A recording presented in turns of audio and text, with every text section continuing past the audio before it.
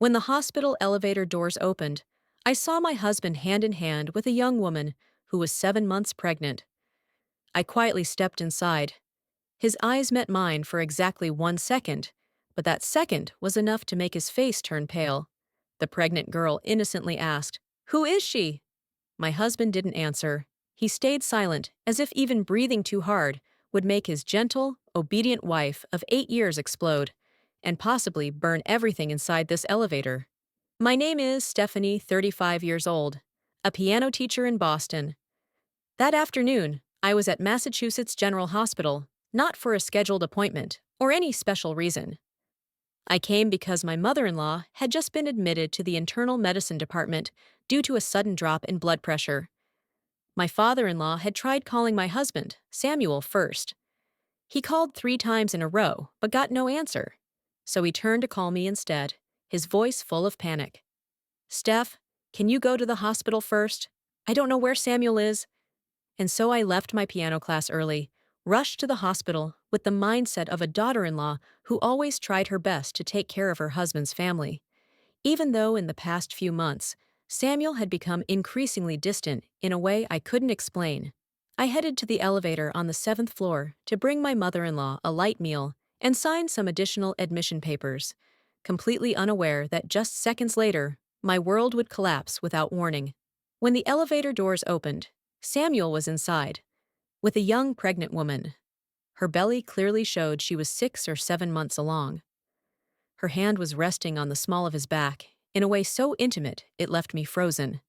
He was holding a thick stack of documents, the logo of a gynecology clinic printed on the front page, and the way the two of them stood, natural, close, familiar, made me feel like I had just stumbled into an entirely different life belonging to my own husband. Samuel met my gaze for only 1 second, but that was enough for his face to turn pale. His lips trembled into silence, and his hand gripped the edge of the elevator as if he had just seen the most terrifying thing in his life. The pregnant girl, whom I would later learn was named Layla, innocently asked, "Who's that?" And that question pierced through me more deeply than any confession could. I stepped into the elevator anyway, standing just a few feet from them, my face calm as if I had no idea what was happening. Layla chatted freely about her ultrasound earlier that morning, about how the baby's kicking harder, while Samuel shook so badly he pressed the wrong floor button twice. The air in that small elevator was so heavy, I could hear the ragged breaths of my husband, the man who had ignored his own father's calls to accompany another woman to a gynecology clinic. When the doors opened on the 3rd floor, I simply stepped out. No confrontation, no screaming, no tears. I only looked back at him once, a glance that told him I had realized far more than he imagined. And in that very moment, as the elevator doors closed on Samuel's face, I knew that my visit to see my mother-in-law had only been fate's pretext. What I had truly witnessed wasn't her illness, but the rot spreading through my own marriage. I could still feel that icy chill when I walked into the house that night, where the familiar warm yellow light no longer offered any sense of safety. Samuel came in about 10 minutes after me, breathless like someone escaping an explosion. Before I could even hang up my coat, he rushed in with explanations, speaking so fast he almost choked on his own words. "You misunderstood. She's a client. I was just helping her with insurance paperwork." I turned to look at him, unnervingly calm, even to myself, and it was that very calmness that led him to believe I hadn't yet pieced together what I had seen in the elevator. Seeing that I didn't react harshly, he exhaled and began shifting blame in his usual way. "You're always too sensitive. And, why didn't you tell me earlier that Mom was in the hospital? I should have been the one to go see her." I stayed silent as Samuel constructed a new narrative, cast himself in the role of the responsible son, right after walking out of a gynecology clinic with a woman 6 or 7 months pregnant, when he hurriedly said he had to go see Mom right now to make up for it. I nodded and handed him the keys, letting him leave the house just minutes later. As soon as the door closed, I sat down at my desk, opened my laptop, and logged into iCloud, something he always assumed I paid no attention to. I restored all deleted messages from the past 30 days, my heartbeat sinking with every passing second as I saw multiple specialist appointment entries appearing repeatedly on the screen, each one matching Layla's second trimester ultrasound schedule. I then opened our bank statements, and the name Ariana Obstetrics Group showed up. Not once, but 4 times in the last 2 months. That was the exact clinic I had seen on the folder Samuel was holding in the elevator. My fingers turned slightly cold as I created a new folder on my desktop, named Case Study of a Falling Husband, Phase 1. I dragged in every file, every screenshot, every receipt. When Samuel came back, his face showed relief, thinking the argument had been nipped in the bud. I asked only one simple question. Is your mom okay? He nodded, eyes hopeful, convinced everything had blown over. But I said nothing more, just smiled faintly and returned to my desk, letting him completely misread my silence. He had no idea that in that very moment, when he exhaled, thinking he had survived a crisis, I had begun marking down the timeline, every hour, every day, every transaction, every trace he left behind. And he couldn't have imagined that my calm was not forgiveness, but the stillness before a storm he would never see coming. I knew that for the storm to be strong enough, I needed something even more important than emotion: the truth. The next morning, when Samuel left the house with an oddly relieved face, I immediately called Megan, my close friend, who worked in the billing department at Massachusetts General. Megan was the kind of woman who, the moment she heard me say, "Megan, I need your help, something big," would shut her office door without asking another question. I briefly told her about the elevator scene from the day before, and just 30 seconds later, Megan's voice dropped low. "Steph, I just pulled up the records, and Samuel is listed as the secondary insurance holder for a pregnant female patient. Are you sure you want to hear all of this?" I leaned back in my chair, my hands slightly trembling, though my voice was calm to the point of being frightening. "Tell me." Megan lowered her voice even further. "Only domestic partners can be added to an insurance plan under this category, and the activation date was 3 months ago, on your wedding anniversary." I closed my eyes, feeling like a thin string was slowly tightening around my throat. She continued reading the information on her screen. Her file explicitly states, "Partner accompanied every visit," which means every ultrasound, every blood test, every fetal heart check, Samuel was there. I didn't cry. I didn't scream. I simply opened my laptop and began downloading every hospital bill, every insurance page, every timestamp. I plugged in a USB drive and saved everything into the Phase 1 folder, locking it with a 16-character password. When I was on the 7th invoice, my phone buzzed. Samuel had texted me, exactly in the tone he always used before lying. "I have to work late tonight. Unexpected meeting." I stared at the message, then opened Layla's medical appointment schedule that Megan had sent me before logging out of the system. 2 lines overlapped like a cruel joke. Third trimester ultrasound, Friday afternoon, 3:30 p.m. I scrolled down another page. Layla's last 8 prenatal appointments all fell on the exact evenings Samuel claimed he had to be on business trips, or working late, or meeting a VIP client. 8 times, not a minute off. Not a single believable explanation. The scattered pieces from the last 2 months, deleted messages, strange invoices, the unfamiliar perfume on his shirts, began snapping into place. I added one final line to the timeline. Work trip equals prenatal appointment. And when that line appeared on my screen, I knew I had crossed into a new phase of my investigation. Not an intuition anymore, but the truth staring straight into my face under the cold white lights of the hospital where my mother-in-law still lay. When that timeline became clearer than any lie Samuel had ever told, I knew it was time to open another door in my own investigation. A door to truths that invoices or vague appointments could no longer hide.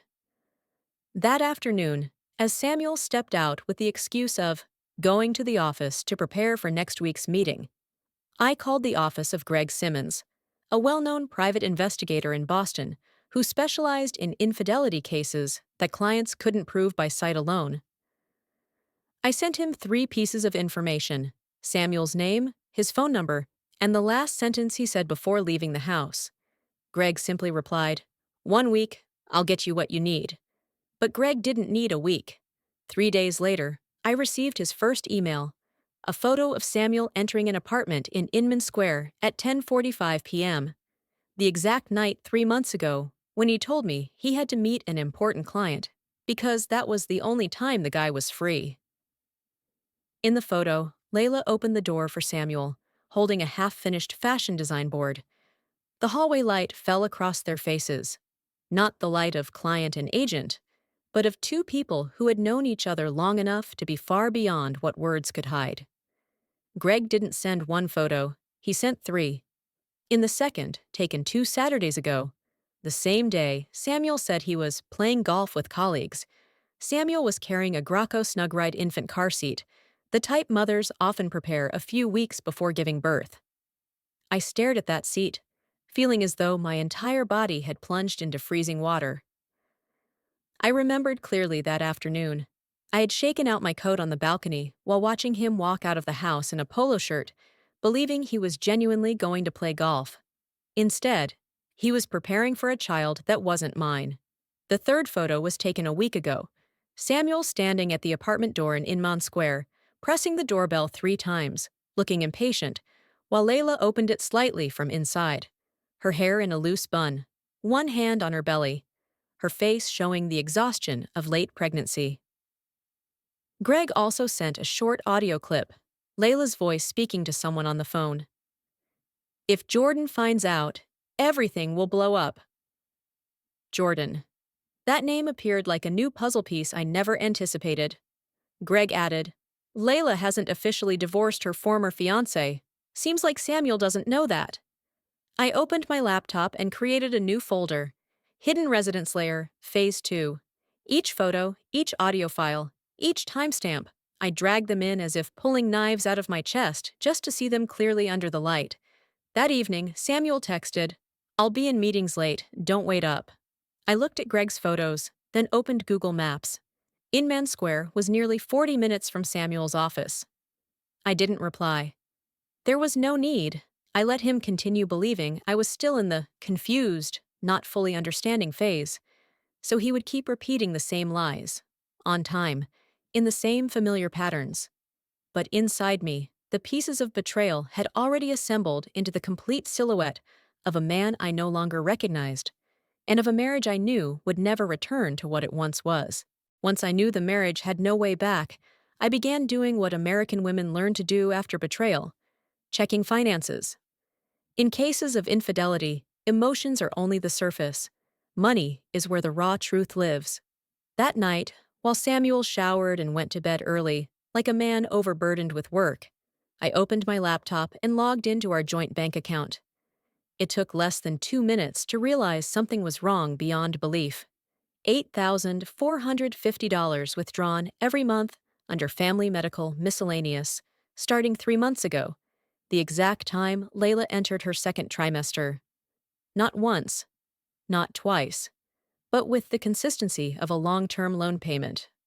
I scrolled down to view the detailed transactions: Maternal Fit Boston, a high-end prenatal care service; Prenatal Yoga Cambridge, offering specialized classes for women over 28 weeks, and 2 additional charges from a boutique baby gear store in Brookline. Each transaction was a slap to my face.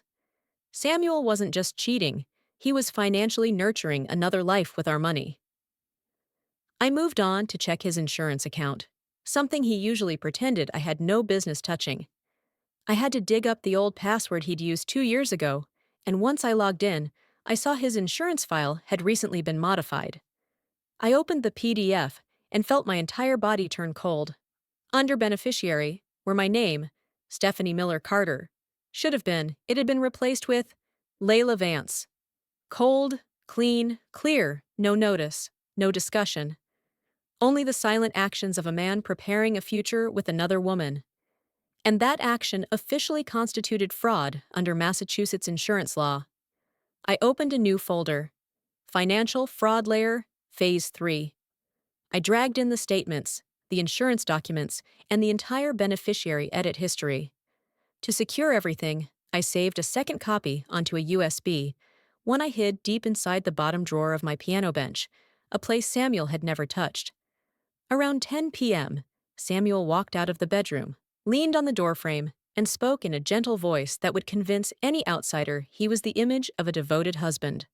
"How about we take a trip to Vermont this weekend? Relax, talk things through. I want to fix things." That sentence, if he had said it a year ago, might have made me cry with love. But now, it sounded like someone trying to repair a rotting house by putting up a new curtain. I smiled, the exact smile he needed to believe I had softened. Relief washed over him. He stepped forward to hug me, saying he wanted a fresh start. He didn't realize that in his eyes I saw no remorse, only the panic of a man sensing a storm was coming, but not knowing from which direction. As for me, I returned to my laptop after he went to sleep, opened the forensic accounting spreadsheet I had been building with the precision of an actual financial analyst, and logged every transaction, every date. Samuel was happy because he thought I had forgiven him, and I was content because I knew I was close to the point where he would have no way left to escape. And I knew that to block every possible exit for him, I needed a kind of evidence Samuel couldn't deny. Proof that came from society itself, from people completely unrelated to us. The small details that cheating men always overlook, but which, when pieced together, form the sharpest blade. The next morning, while taking out the trash, I saw Mrs. Marlene, our neighbor who had lived across from us for 15 years, watering her plants in the front yard. She glanced at me and lowered her voice. "Steph, there were a few times when you were out. Samuel came home very late, wearing a strange perfume. Not your kind." Her voice was soft, but each word landed in my ears like a stone. Then she added that once, she saw him carrying a large Target bag, inside of which she noticed a box of prenatal vitamins, stretch mark cream, and a cream-colored baby blanket. Things that had never existed in my house, the home of a woman who wasn't pregnant. I thanked her and walked back inside, chilled by how frighteningly everything she said matched what I'd already gathered. But the strongest piece of evidence came from the last place I expected, my own piano class. That afternoon, in the parents' group chat, one of the moms sent a photo and asked, "Miss, is this the store, A Pea in the Pod, you once mentioned?" I opened the image. My hands trembled slightly, not because of the question, but because of what the photo showed. At the store's checkout counter, Samuel stood very close to Layla, close enough that their intimacy was visible, even through a phone screen. He leaned toward her, one hand lightly resting on her lower back, as if to shield her, or to create a private space for the two of them. The kind of touch a man only uses with a woman he's close to, never with a client. Layla held a pastel blue maternity dress. Samuel looked at her with the exact gaze I once believed, over 8 years of marriage, was meant only for me.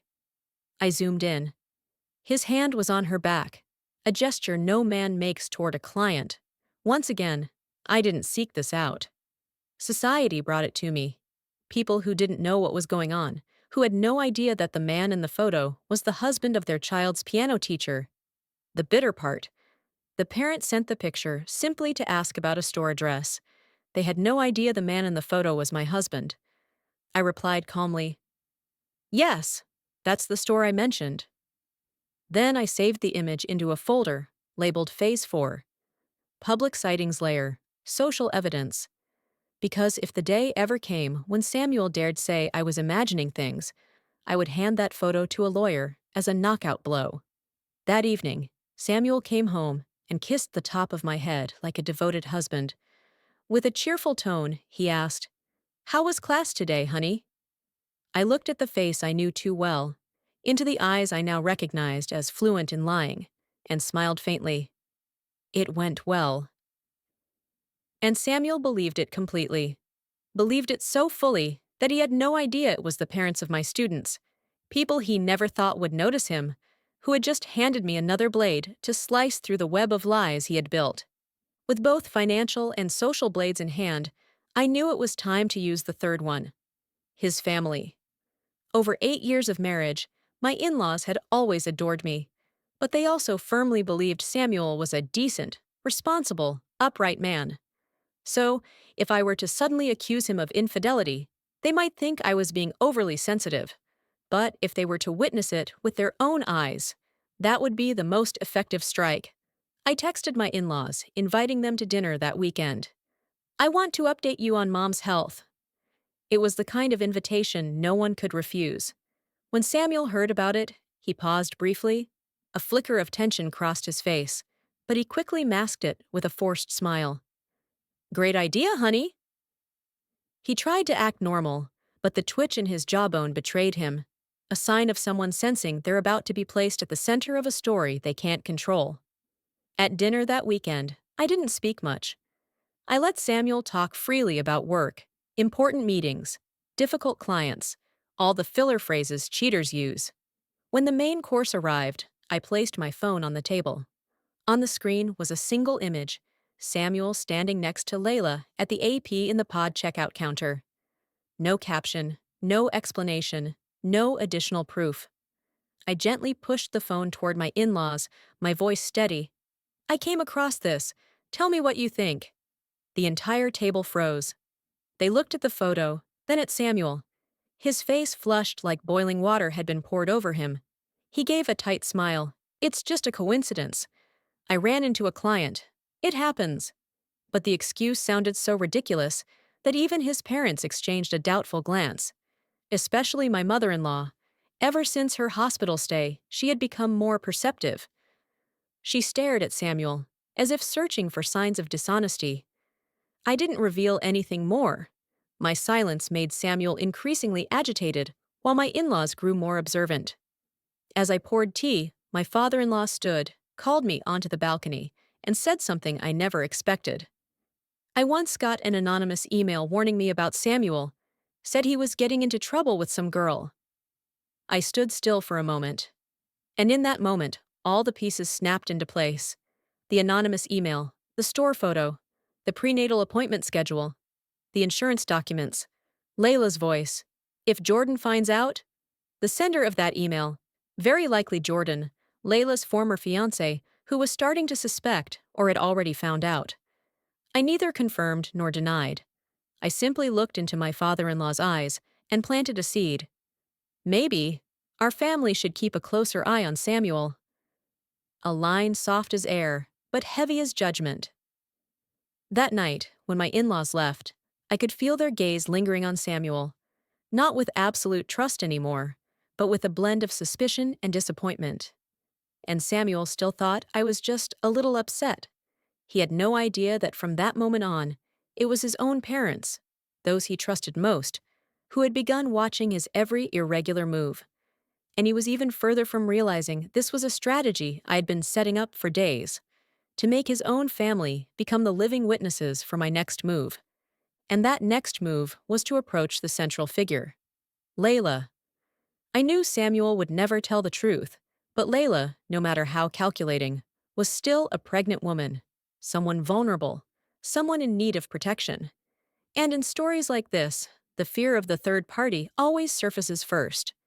I bought a new Google Voice number and messaged her in a professional tone, introducing myself as a potential client, interested in a family insurance package that Samuel had mentioned via email.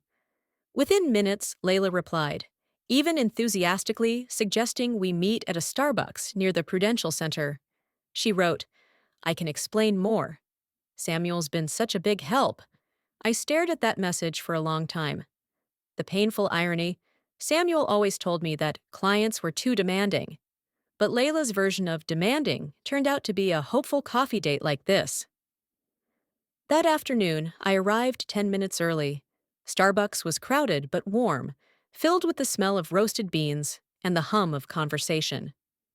I picked a seat facing the door so I could watch Layla walk in, and when she appeared, in a loose sweater, hand resting gently on her belly, eyes weary yet hopeful, I understood why Samuel looked at her, the way he used to look at me. Layla sat down with a small smile. There was no trace of suspicion in her eyes. She had no idea who I was. "Thank you for taking the time," she said softly, sincerely. "Samuel said you were a thoughtful client." I nodded, pretending to open a notebook like someone genuinely researching an insurance plan. Then Layla continued, "Samuel's been so caring, walking me through everything. I don't know what I'd do without him." That sentence was like a clean blade slicing through the air between us. I didn't look at her. I looked at the latte in front of me and asked in a whisper, "Is he just your agent? Or more than that?" Layla froze. Her facial muscles tensed. She clutched the hem of her sweater. "This is complicated," she said. That answer wasn't no. And I didn't need a yes. Her silence said enough. I studied her eyes and then asked the most important question a betrayed wife can ask. But I asked it with neutrality, no anger, no blame, just as if I were verifying insurance details. "Is the baby Samuel's?" Layla looked down, pressed her lips together. Her shoulders trembled slightly. A long silence followed, broken only by the sound of coffee beans grinding. Finally, she whispered, "I don't know anything for sure anymore." A line that was part confession, part evasion, and part silent plea. And I understood something. This wasn't just an affair. It was secrecy, debt, deception, from many directions. Possibly even from Jordan. When the meeting ended, Layla stood up, thanked me, and said she hoped to finalize the plan soon. She had no idea that the woman she'd just confided in, the one she said Samuel cared so much about, was actually his wife. I left Starbucks in the icy Boston wind, but my mind was clearer than ever.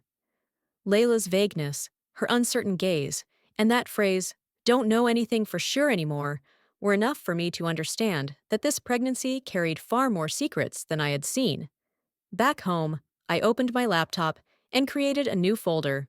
Phase 5. The Mistress Layer. I saved our full conversation, the Google Voice recording, and every piece of information Layla had unknowingly revealed. And I knew I was getting very close to the final truth. I saved the entire conversation with Layla into Phase 5, and her silence about the baby's father sent a chill down my spine like an electric jolt. That night, I sat on the living room sofa, lit by a single warm lamp. Outside, the Boston wind howled, the window panes vibrating softly. And exactly at 8:42 p.m., the sound of a key turning in the lock echoed. Samuel walked in. His suit still carried the chill of the wind, his tie skewed, his face weary, like someone who had just run a marathon fueled by lies. "We need to talk." I placed the insurance documents on the glass table. He froze like he'd been struck by ice. What is this?" he stammered.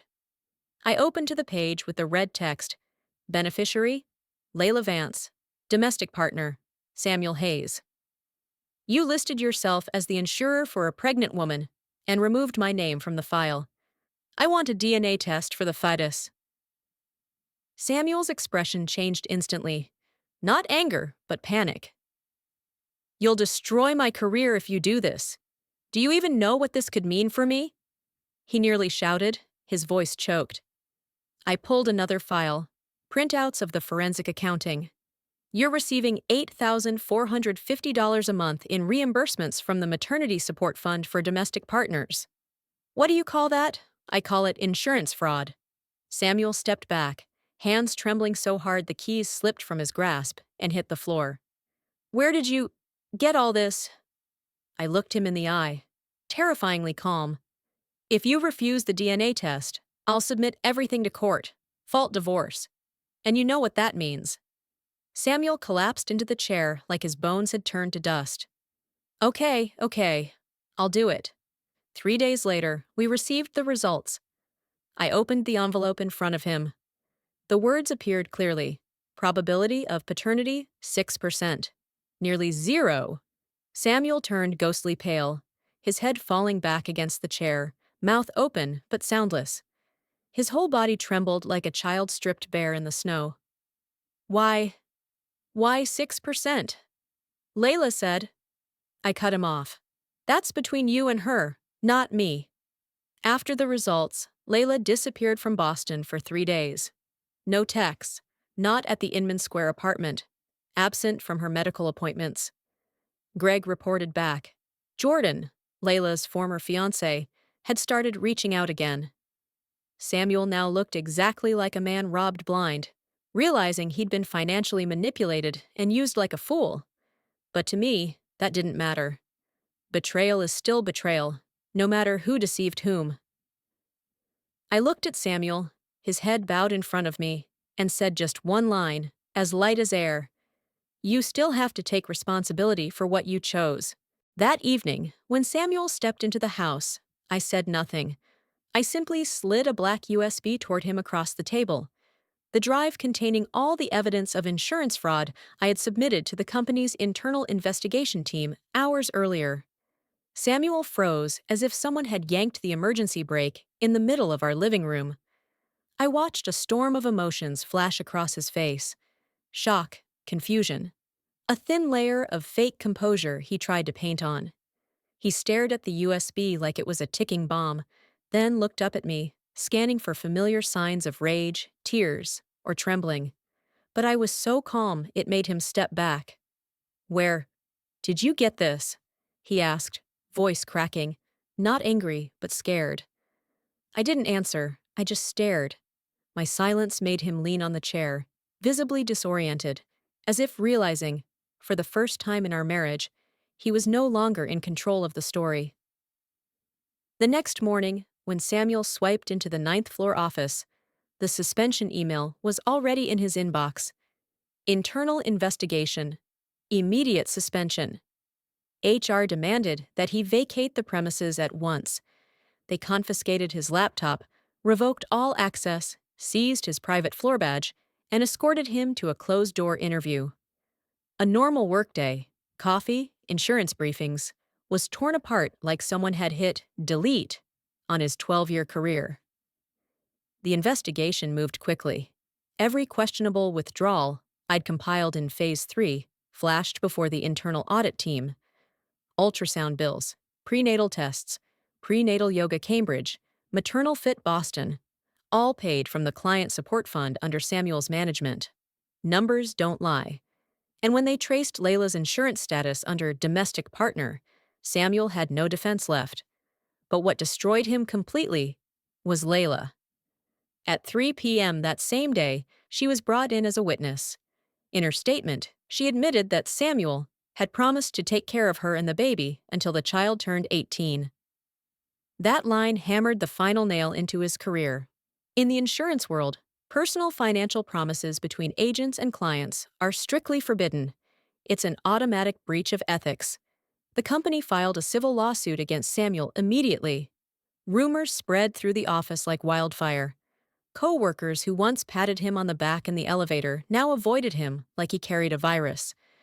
In the pantry, when he passed by, people fell silent, then whispered as he walked away. He used company money on his mistress?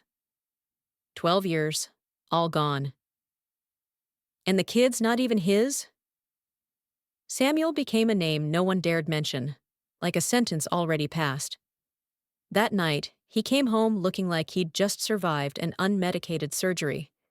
His suit was wrinkled, tie loose, eyes bloodshot from crying or sleeplessness. He stood at the door as if waiting for permission to enter his own house. I looked at him, not with gloating, but with the weariness of someone who had endured enough betrayal. I printed the formal disciplinary report, filed it neatly into Phase 6, and locked it in the safe.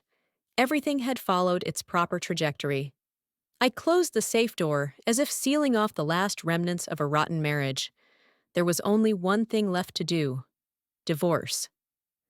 When I closed the safe, I knew I was placing the final period on an 8-year marriage. The next morning, I went to the office of Evelyn Carter, a top divorce attorney specializing in high-conflict cases in Massachusetts.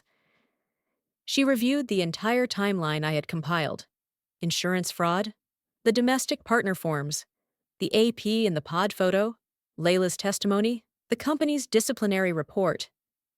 She nodded and said bluntly, Stephanie, you have more than enough to request an immediate freeze on all joint accounts. Within 48 hours, the court issued an emergency order to freeze every account bearing both our names, including the one Samuel had been using to support Layla. He discovered it when his card was declined at a convenience store. A small detail, but enough to show him I had cut off his financial lifeline. I filed for fault divorce on 2 grounds: adultery and financial misconduct. A legal strike Samuel never saw coming. He called me nonstop for 3 days, begging to talk, to fix things, to not make this public. I didn't respond, because from now on, we would meet in court. 2 months later, our first hearing took place at Suffolk County Probate and Family Court. Before the judge, my lawyer presented every expense Samuel had made on Layla: ultrasounds, tests, rent, prenatal yoga. Samuel tried to argue it was just helping a friend in need, but Layla's sworn statement silenced the entire courtroom. The court ordered Samuel to repay every dollar spent on Layla, almost his entire hidden savings. Outside the courtroom, Samuel grabbed my arm, his eyes red, his voice trembling like a child. Stephanie, please, can't we settle this privately? I don't want to lose everything. I looked at him for a long time, then replied with one sentence. You destroyed everything yourself. No shouting, no emotion, just the truth. 2 weeks later, the second hearing addressed asset division. Under Massachusetts' equitable distribution law, the judge awarded me a larger share due to Samuel's financial misconduct. Our shared house was ordered sold, and the proceeds split per court ruling. Samuel kept his head down the entire hearing. He looked 10 years older.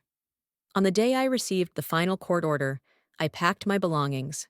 A few suitcases of clothes, the white orchid my mother-in-law once gifted me, and the piano sheets I had written over 8 years of marriage. I closed the door. Not loudly, but firmly. No final look, no turning back.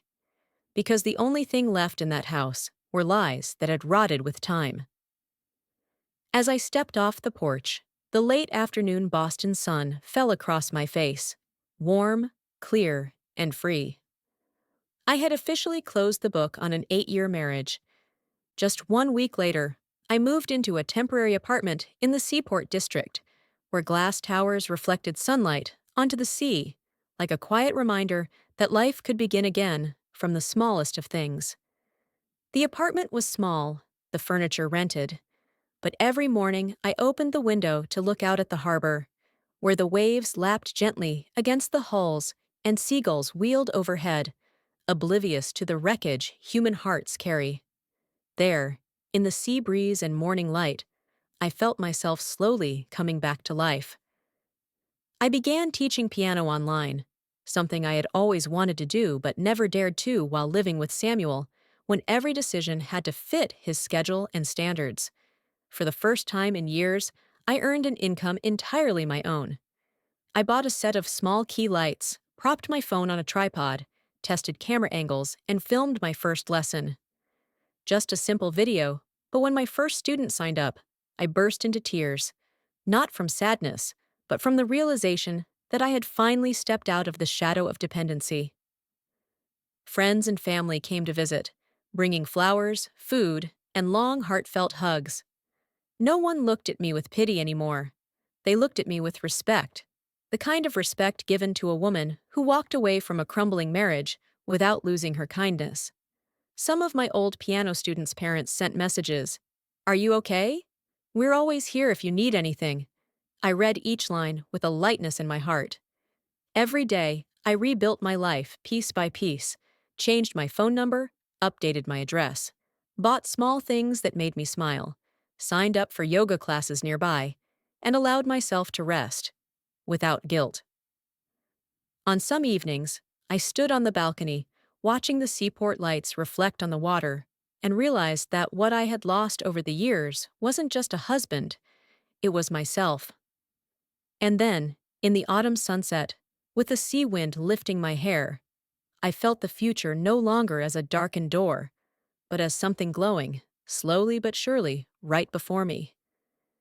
I felt the future brightening before me, and just as it did, news of Samuel began reaching me, like the late waves of a storm already past. After 6 weeks of suspension, the company issued its final decision.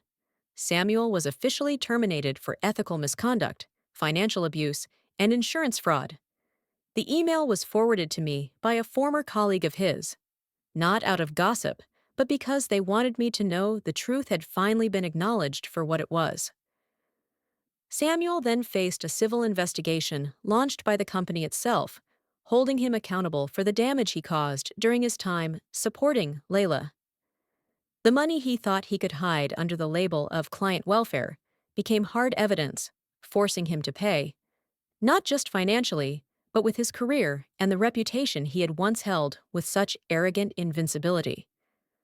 Then, I heard Layla had given birth, a healthy baby, but the DNA results confirmed what Samuel never wanted to believe. The child was Jordan's. Jordan returned, not for love, but out of responsibility for a child who carried his blood.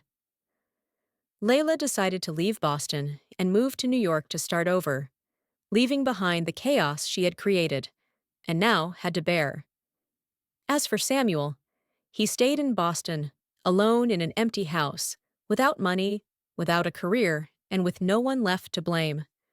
Those who once saw him as the star of the insurance floor now kept their distance. Friends quietly deleted his number. His bank accounts were frozen, his credit cards restricted, and lawyer bills kept arriving like steady reminders that every choice has a cost. I didn't feel joy. I didn't feel vindicated. Only a quiet sense, like watching snow fall on a doorstep in the early morning, white, cold, but entirely natural. Samuel was paying the price, and I simply watched from a distance. No more, no less. This wasn't revenge, it was justice. I watched Samuel pay the price in silence, not with happiness or sorrow, but with the sense that justice had returned to its rightful place. And then, on an early winter evening, as I was revising lesson plans for my online piano class, I received an email from a woman I didn't know. She wrote a long message, sharing how her husband had been having an affair with a coworker, lying to her for 3 years, and she didn't know where to begin to save herself. She said she'd heard my story from a friend, and she wanted to know how I had made it through. I sat in silence for a long time in front of the screen. For the first time, my pain, the thing that had once pressed me down until I couldn't breathe, became something that helped someone else find a flicker of light.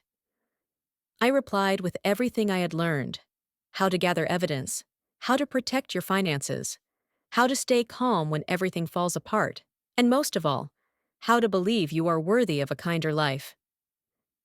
2 days later, she wrote back, "I'm not afraid anymore. Thank you." I read that line over and over. A short sentence, but it made my heart lighter, as if my pain had finally found a reason to exist. From that moment, I knew I wasn't just living again for myself. I started a blog called The Woman in the Elevator, the woman who stepped into an elevator and saw her life change in just 3 seconds. I wrote each chapter not with anger, but with the hope that other women wouldn't have to fall into the same darkness I once did. I shared how to handle infidelity, how to recognize gaslighting, how to prepare legal documents, and how to heal after betrayal. Within 3 weeks, my inbox was flooded. Hundreds of women wrote, telling their stories, asking for guidance, or simply saying, "Thank you for writing what I couldn't say." Those messages made me feel no longer broken. I was being pieced back together by the strength of strangers. And in every word I wrote, every topic I touched, I felt myself reclaiming what Samuel had spent years trying to silence: my own voice. In those days when my blog began reaching readers from all over, I realized I had stepped into a new chapter without needing any grand declaration. And then, on a late autumn afternoon, as the sunset spilled over the Seaport Harbor, I stood by the apartment window, watching Boston light up for the evening. The glow from the glass towers reflected on the water like shards of golden glass, beautiful, cold, but full of promise. I took a deep breath and felt lighter than I had in years. I sat at my desk, opened the laptop that had carried me through this journey, and hovered over the folder I knew so well: Case Study of a Falling Husband. The file that had once weighed like stone on my chest, every page, every document, every note a record of pain, betrayal, and strength I didn't know I had. But today, my hand didn't shake. I clicked Close softly, placing the final period on a story that had consumed so much of me. Then I opened a new file. A white screen filled the screen like a door swinging open. I typed the first line, Chapter 1, A New Life. In that small room, my piano played, soft, clear, no longer heavy, like when I used to play to forget the loneliness.